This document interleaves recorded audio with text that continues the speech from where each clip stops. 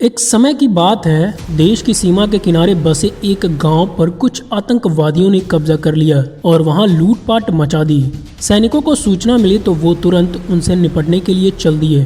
बरसात का मौसम था, घंघोर वर्षा हो रही थी। इसके कारण छोटे छोटे ताल तलैया भी खूब विशालकाय नजर आ रहे थे। छोटी सी नदी भी उफान मारती हुई बह रही थी, जिसके कारण नदी पर बने पुल टूट गए। सैनिकों को वो नदी पार करनी थी, मगर पार कैसे करते? सैनिकों ने सोचा, कई प्रकार की युक्तियां लगाई, किंतु वो पार कर पाने में असमर्थ रहे। सैनिकों ने देखा कि पास में एक झोपड़ी है, उससे सहायता मांगी जाए। सैनिक उस झोपड़ी में गए। उस झोपड़ी में एक महिला थी जो दिन भर काम करती और अपनी झोपड़ी में रहती। सैनिकों ने जब बात बताई कि आतंकवादी गांव पर कब्जा कर चुके हैं और हमें फौरन वहां पहुंचना है, इसके लिए ये नदी पार करने के लिए कुछ लकड़ियों की हमें आवश्यकता होगी, जिसके कारण हम नदी को पार कर पाएंगे। महिला ने पहले कुछ सोचा, फिर कहा कि मैं मेरी झोपड़ी दोबारा बना लूंगी। आपको जितनी भी लकड़ियां मेरी झोपड़ी से चाहिए निकाल लीजिए। महिला के इस देशभक्ति से सैनिक खुश हो गए और शीघ्र ही नदी पर एक पुल का निर्माण कर दिया, जिससे सभी सैनिक नदी के पार उतर गए। महिला के इस देशभक्ति की सराहना जितनी करें उतनी ही कम होगी। सैनिक जल्दी ही उस गांव पर पहुंच गए जहां आतंकवादियों ने कब्जा किया हुआ था। सैनिकों ने काफी देर की मशक्कत के बाद आतंकवादियों को मार गिराया और कुछ भाग गए,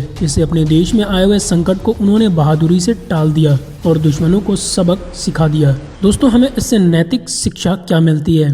देश प्रेम और देशभक्ति से बड़ा कोई धर्म नहीं होता। देश है तो हमें ऐसा मानकर देश की सेवा करनी चाहिए और हर एक नागरिक का ये फर्ज बनता है, अगर इंसान को देशभक्ति का मौका मिले तो उसे जरूर अपना देश प्रेम दिखाना चाहिए। दोस्तों, ये छोटी सी स्टोरी आपको कैसी लगी मुझे कमेंट सेक्शन में कमेंट्स करना मत भूलिएगा, और अगर आप नए हैं तो मेरे चैनल को सब्सक्राइब करके साथ में बेल बटन ऑन करना भी मत भूलिए। मिलते हैं आपसे नेक्स्ट वीडियो में, तब तक के लिए आप सभी का बहुत बहुत धन्यवाद। Thank you so much.